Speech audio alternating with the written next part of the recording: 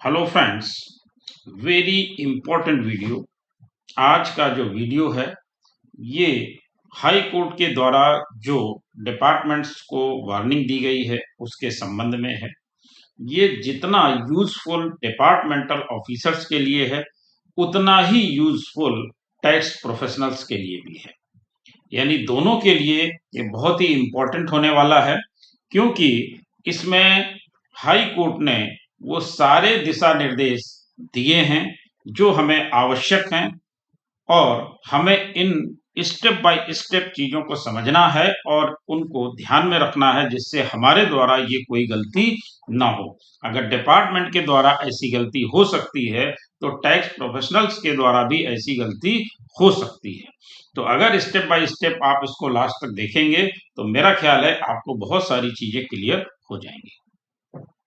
जैसे कि अगर डिपार्टमेंट कोई आदेश पास करता है और वो आपके खिलाफ है, तो ऐसी कंडीशन में आपका व्यू क्या होता है? यानी आप उस आदेश को पढ़ते हैं, समझते हैं और उसके बाद उस पे कार्य करते हैं। लेकिन सबसे बड़ी बात यह है कि उस ऑर्डर में कुछ चीजें ऐसी होती हैं जिनको हमें ध्यान से देखना पड़ता है और उसी के अकॉर्डिंग आके हमें अपील में भी जाना पड़ता है। लेकिन जब हम उस ऑर्डर को पढ़ते हैं और उसमें कई बार हम इतनी लापरवाही करते हैं कि उन चीजों को ध्यान से देखते ही नहीं है कि जो उसमें चीजें दी गई हैं वो हमारे फेवर में हैं या नहीं है। तो आइए उसी संबंध में बात करते हैं। सबसे पहले कि अगर डिपार्टमेंट ने कोई आदेश हमारे खिलाफ पास किया है तो उसमें जो जजमेंट कोट किए गए हैं, साइट किए गए हैं, वो उचित हैं या नहीं है। अब जब आप जजमेंट को पढ़ते हैं तो आपको पता चलता है कि इसमें जो जजमेंट कोट किए गए हैं वो तो कहीं एग्जिस्ट ही नहीं करते हैं। क्या ऐसा भी कभी आपने देखा है? अगर नहीं देखा है तो आपको इस वीडियो में वो सारी चीजें मिलने वाली हैं कि हमें ऑर्डर ध्यान से पढ़ने की आवश्यकता क्यों होती है।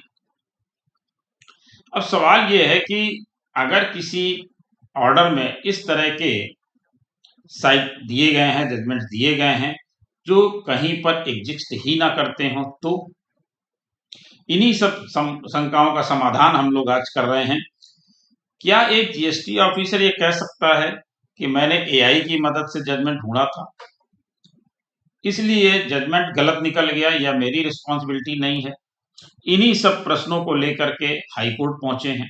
हाई कोर्ट में ऐसे मामले पे हाई कोर्ट ने क्या कहा उस पे हम लोग चर्चा करेंगे।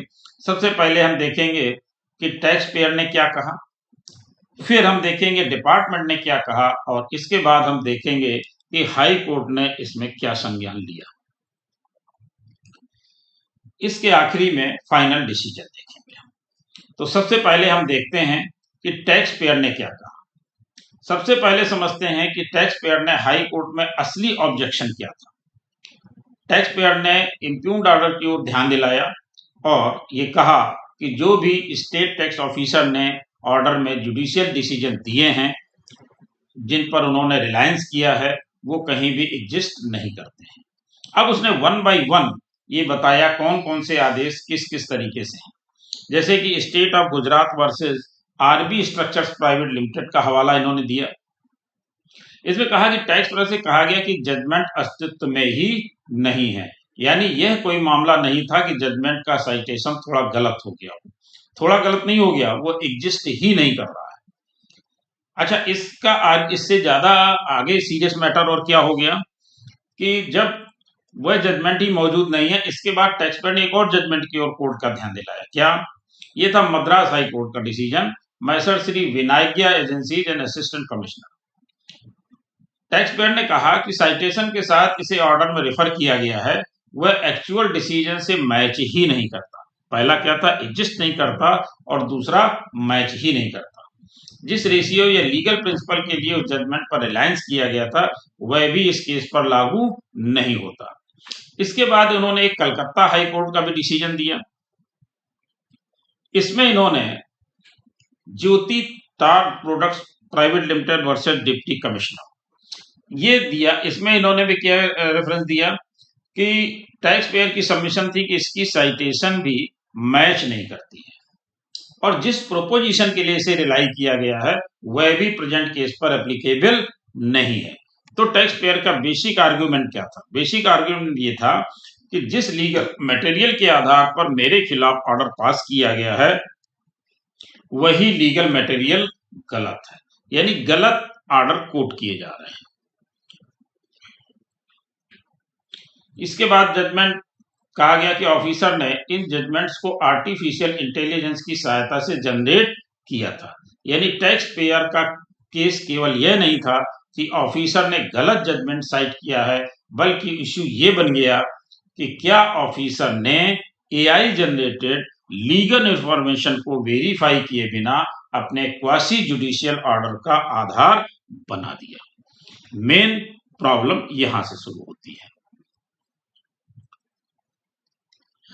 और यही वह पॉइंट था जिसने पूरे मामले को बहुत महत्वपूर्ण बना दिया।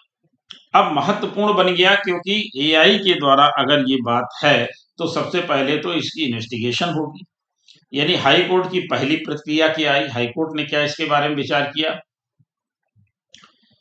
कोर्ट ने इस सबमिशन पर तुरंत देखा कि 13 अगस्त 2026 को कोर्ट ने मैटर पर एक ऑर्डर पास किया। कोर्ट ने टैक्स पेयर की सबमिशन को सीरियसली कंसीडर किया। कोर्ट ने प्राइमा फेसाई ऑब्जर्व किया कि इंप्यून्ड ऑर्डर में स्टेट टैक्स ऑफिसर ने एआई जनरेटेड केस लॉज पर एक्सक्लूसिवली रिलायंस किया हुआ प्रतीत होता है। यहाँ एक बात बहुत केयरफुली समझने की है और वो ये है कि कोर्ट ने यह कहीं नहीं कहा कि एआई का इस्तेमाल करना ही गलत है, यानी एआई के इस्तेमाल को करने पर कोई टिप्पणी नहीं की, लेकिन कोर्ट की चिंता ये जरूर थी कि एआई से मिली लीगल इंफॉर्मेशन को बिना इंडिपेंडेंट वेरिफिकेशन के जुडिशियल क्वासी जुडिशियल ऑर्डर में इस्तेमाल करना, कि क्या एआई से जो चीजें मिली हैं उसी को हमें इस्तेमाल करना है या उससे जो चीजें मिली हैं उस पर हमें अपने माइंड को भी एप्लीकेशन करना है, वेरिफिकेशन भी करना है, इस पर ध्यान दिया। अब कोर्ट ने डिपार्टमेंट से एप्रोप्रिएट इंस्ट्रक्शन लेने को कहा और कोर्ट ने यह भी संकेत दिया कि अगर टैक्स पेयर के एडवोकेट की सबमिशन सही पाई जाती है और साइटेड जजमेंट वास्तव में नॉन एग्जिस्टेंट या इररिलेवेंट है तो कंसर्न ऑफिसर की पर्सनल प्रेजेंस और एप्रोप्रिएट एक्शन का सवाल उठ सकता है। इसलिए मैटर को अगली हियरिंग के लिए रखा गया। अब अगली हियरिंग में डिपार्टमेंट ने क्या कहा ये बहुत महत्वपूर्ण है, ये हमें समझना भी है, डिपार्टमेंट को भी समझना है और टैक्स प्रोफेशनल्स को भी समझना है। क्या समझना है? डिपार्टमेंट ने कोर्ट के सामने जवाब दिया। 20 अगस्त 2026 को मैटर फिर हाई कोर्ट के सामने आया और डिपार्टमेंट की ओर से लर्नेड असिस्टेंट गवर्नमेंट प्लीडर ने रेस्पोंडेंट नंबर 1 का एफिडेविट इन रिप्लाई कोर्ट के सामने रखा। अब जो रिप्लाई रखा वो क्या था? इसमें सीनियर ऑफिसर भी इनके उपस्थित थे और इन्होंने, लेकिन सबसे इंपॉर्टेंट डॉक्यूमेंट था कंसर्न स्टेट टैक्स ऑफिसर का एफिडेविट। और इस एफिडेविट में इन्होंने क्या कहा? इन्होंने अनकंडीशनल अपोलॉजी टेंडर की, अनकंडीशनल इन्होंने क्षमा मांग ली। ऑफिसर ने एक्सप्लेन किया कि इंप्यून्ड ऑर्डर में जजमेंट को आर्टिफिशियल इंटेलिजेंस का इस्तेमाल करके साइट किया गया था, इन्होंने मान लिया। ऑफिसर ने भी बताया कि ये प्रोबेशनरी ऑफिसर थे और लैक ऑफ एक्सपीरियंस के कारण इनसे ये मिस्टेक हो गई थी। और एफिडेविट में स्पेसिफिकली एआई के इस्तेमाल तथा non existent of irrelevant judgments refer किए जाने की बात भी इन्होंने स्वीकार कर ली। जब इन्होंने स्वीकार कर ली, इसलिए डिपार्टमेंट की तरफ से इस स्टेज पर कोई एग्रेसिव डिफेंस नहीं लिया गया था। अब डिपार्टमेंट ने कोर्ट को यह भी बताया कि ऑफिसर ने एआई के यूज से संबंधित ट्रेनिंग प्रोग्राम अटेंड किया था, यानी इसके बाद इन्होंने एआई का ट्रेनिंग प्रोग्राम भी अटेंड किया, यानी इन्होंने ये माना कि जो गलती हुई है वो दोबारा नहीं होगी, हमने इसको समझ लिया है। अब डिपार्टमेंट ने एक महत्वपूर्ण कदम उठाया। क्या? अब इस केस का सबसे इंटरेस्टिंग हिस्सा आता है। सबसे इंटरेस्टिंग हिस्से में जब हम आते हैं, वीडियो थोड़ा सा लंबा हो सकता है लेकिन आपको पूरी जानकारी देने के लिए थोड़ा सा लंबा करना भी पड़ेगा, इसलिए वीडियो के अंत तक बने रहिएगा। कोर्ट के इंटरवेंशन के बाद गुजरात स्टेट टैक्स डिपार्टमेंट ने आर्टिफिशियल इंटेलिजेंस के यूज को लेकर स्पेसिफिक इंस्ट्रक्शन इशू किए। अगर आप कहेंगे तो ये इंस्ट्रक्शंस मैं अगले वीडियो में कवर करूंगा। अगर ऐसा हो तो आप कमेंट में जरूर मुझे बताइएगा, क्योंकि ये नहीं तो फिर बहुत लंबा हो जाएगा। तो इसको देखते हैं। 18 अगस्त 2026 को additional commissioner of state Gujarat state ने एडजुडिकेटिंग और क्वासी जुडिशियल अथॉरिटीज के लिए इंस्ट्रक्शंस जारी किए थे, और वो किस लिए थे? एआई के उपयोग से संबंधित थे। क्या थे? लीगली सस्टेनेबल हो, फैक्चुअल एक्यूरेट हो और जुडिशियल स्क्रूटनी में टिक सकें। अब इसके बाद हम बात करते हैं कि जो प्रिंसिपल है वो क्या है। वो बहुत क्लियर था। एआई अथॉरिटी को असिस्टेंस के लिए अगर एआई किसी judgment, statutory provisions, rule, circular या नोटिफिकेशन को आइडेंटिफाई करता है तो उसे इंडिपेंडेंटली वेरीफाई करना होगा। अगर वो वेरीफाई नहीं करता है तो ये एक मिस्टेक रह जाती है, इसलिए उसको अपने स्तर पे भी उसको वेरीफाई करने की आवश्यकता है।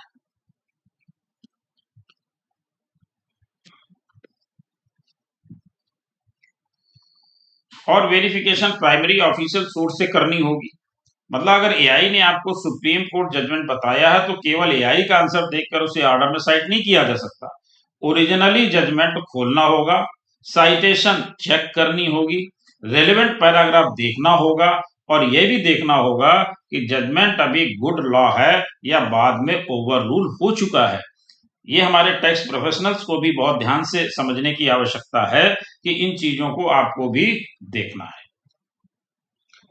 इंस्ट्रक्शन में एक और बहुत इंपॉर्टेंट रिक्वायरमेंट रखी गई है। अगर एआई ने किसी जजमेंट का रेशियो या पैराफ्राज करके बताया है तो अथॉरिटी को ओरिजिनल जजमेंट में जाकर रेलेवेंट पैराग्राफ लोकेट करना होगा, तभी वो उस पे वास्तविकता को समझ सकता है। तो ऑफिसर को वेरीफाई करना होगा कि कोर्ट ने वास्तव में वही कहा था या नहीं। यह बहुत इंपॉर्टेंट सेफगार्ड है, क्योंकि एआई कई बार किसी जजमेंट का जनरल कंसेप्ट तो सही पकड़ लेता है, लेकिन साइटेशन गलत हो सकती है, फैक्ट्स अलग हो सकते हैं, रेशियो अलग हो सकता है, या एक केस का प्रिंसिपल दूसरे केस में इनकरेक्टली अप्लाई भी हो सकता है। इसलिए लीगल एडजुडिकेशन में ओरिजिनल सोर्स की वेरिफिकेशन बहुत जरूरी है। अच्छा, इसके बाद ये भी डिपार्टमेंट को बोला गया कि अगर टैक्स पेयर जजमेंट उसमें कोट करता है तो उसे भी कंसीडर करना होगा। डिपार्टमेंट की इंस्ट्रक्शन में टैक्स पेयर के पक्ष से जुड़ी एक और इंपॉर्टेंट बात कही गई। वो क्या है? अगर एडजुडिकेशन प्रोसीडिंग्स में टैक्स पेयर कोई जजमेंट साइट करता है तो अथॉरिटी को उस जजमेंट को प्रॉपरली कंसीडर और डिस्कस करना होगा। अगर अथॉरिटी को लगता है कि वह जजमेंट इस पर्टिकुलर केस पर एप्लीकेबल नहीं है तो अथॉरिटी को रीजन रिकॉर्ड करने होंगे कि वह एप्लीकेबल क्यों नहीं है। ऐसे ही नहीं छोड़ देना है। यानी टैक्स पेयर के जजमेंट को सिंपली इग्नोर नहीं किया जा सकता है। क्या करना है? एक रीजन ऑर्डर में अथॉरिटी को यह दिखाना होगा कि उसने टैक्स पेयर की लीगल सबमिशन पर अपना माइंड अप्लाई किया है। क्या किया है? अपना माइंड अप्लाई किया है। अब यहां पर सबसे बड़ा सवाल रिस्पॉन्सिबिलिटी का आता है कि इस पोजीशन में रिस्पॉन्सिबिलिटी किसकी होगी। इस पर भी कोर्ट ने अपना व्यू दिया है और उसमें कहा गया है, इस पूरे शायद सबसे इंपॉर्टेंट लीगल प्रिंसिपल है। इंस्ट्रक्शन में साफ कहा गया है कि एआई अथॉरिटी की इंडिपेंडेंट लीगल रीजनिंग को रिप्लेस नहीं कर सकता। एआई असिस्टेंस दे सकता है, रिसर्च में मदद कर सकता है, लेकिन फाइनल ऑर्डर में एप्लीकेशन ऑफ माइंड अथॉरिटी का होना चाहिए और अल्टीमेट रिस्पॉन्सिबिलिटी किसकी रहेगी? इश्यूइंग अथॉरिटी की रहेगी। अगर ऑफिसर ने एआई का इस्तेमाल किया है और एआई ने गलत जजमेंट बता दिया है तो ऑफिसर ये नहीं कह सकता कि गलती एआई की थी, क्योंकि ऑर्डर ऑफिसर ने पास किया है, स्टेचुटरी पावर ऑफिसर के पास है, इसलिए लीगल रिस्पॉन्सिबिलिटी भी ऑफिसर की ही रहेगी। और इंस्ट्रक्शन में यह भी कहा गया है कि अनवेरिफाइड एआई कंटेंट के आधार पर ऑर्डर पास करना मिसकंडक्ट माना जा सकता है और डिसिप्लिनरी एक्शन भी हो सकता है। अब देखते हैं कि हाई कोर्ट ने डिपार्टमेंट के रिस्पांस और अपॉलॉजी को कैसे देखा। कोर्ट ने डिपार्टमेंट की तरफ से लिए गए फेयर स्टांस को अप्रिशिएट किया। डिपार्टमेंट ने एआई के यूज को लेकर इंस्ट्रक्शंस जारी किए थे। डिपार्टमेंट ने यह भी बताया कि इम्प्यून्ड ऑर्डर्स को रिवाइज किया जाएगा और section 108 of the GST act 2017 का रिजॉर्ट किया जाएगा। डिपार्टमेंट ने यह भी कहा कि फ्रेश ऑर्डर पास किया जा सकता है और आवश्यक होने पर फ्रेश शोकॉज नोटिस भी इशू किया जा सकता है। कोर्ट ने इस स्टांस को अप्रिशिएट किया, लेकिन कोर्ट ने केवल एपोलॉजी स्वीकार करके मैटर को खत्म नहीं किया। कोर्ट ने एआई यूज इंस्ट्रक्शन को अपने ऑर्डर में इनकॉर्पोरेट किया और उनके स्ट्रिक्ट कंप्लायंस को डायरेक्शन दिया। इसलिए मेरा आप सबसे ये रिक्वेस्ट भी है कि इस जजमेंट को, मैं अभी जजमेंट के बारे में भी डिटेल आपको देने वाला हूं, इस जजमेंट को जरूर पढ़ें और अपने हिसाब से इसका निष्कर्ष निकालें और आगे भविष्य में भी इसको यूज करें। ये आपके बहुत काम आने वाला है। कोर्ट के फाइनल डिसीजन पे आते हैं। आखिर कोर्ट ने आखिरी में किया क्या? कोर्ट ने इम्प्यून प्रोसीडिंग को सेट असाइड कर दिया। कोर्ट ने स्पेशली 30 अक्टूबर 2025 का जो शो का नोटिस था, 15 दिसंबर 2025 का जीएसटी कैंसिलेशन ऑर्डर है, रिवोकेशन एप्लीकेशन रिजेक्ट करने वाला ऑर्डर है, इन सबको 25 मई 2026 का अपीलेट ऑर्डर है, इन सब चीजों को उसने सेट असाइड कर दिया। और सेट असाइड करने के साथ साथ कोर्ट ने यह भी कहा कि अब इसकी फ्रेश प्रोसीडिंग की जाए, यानी फ्रेश प्रोसीडिंग से रोका नहीं है। कोर्ट ने कहा कि रिस्पोंडेंट अथॉरिटी पिटिशनर को फ्रेश नोटिस इशू करेगा और पिटिशनर को प्रोसीडिंग्स में फुल्ली कारपोरेट करना होगा। सबसे महत्वपूर्ण बात जो कोर्ट ने कही, क्लैरिफाई की, कि टैक्स पेयर द्वारा लिया गया रिप्लाई और डिफेंस ड्यूली कंसीडर किया जाना चाहिए और इसके बाद अथॉरिटी को reason order in accordance with law pass करना होगा। यानी कोर्ट का मैसेज यह था कि अगर डिपार्टमेंट फ्रेश प्रोसीडिंग्स करना चाहता है तो कर सकता है, लेकिन इस बार proper notice, proper consideration, correct legal authorities और इंडिपेंडेंस एप्लीकेशन ऑफ माइंड के साथ वो ऑर्डर पास करना होगा। अब इसके बाद हम लोग आते हैं कि ये कौन सा जजमेंट है, मैं आपको दिखा देता हूं। इसको आप जरूर से जरूर आगे पढ़िएगा और इसका निष्कर्ष निकालिएगा और मुझे भी कमेंट बॉक्स में इसके बारे में बताइएगा कि आपने इसको पढ़ा और आपने क्या निष्कर्ष निकाला। अगर आपका कोई सजेशन है तो मुझे कमेंट बॉक्स में जरूर बताइएगा। Thank you.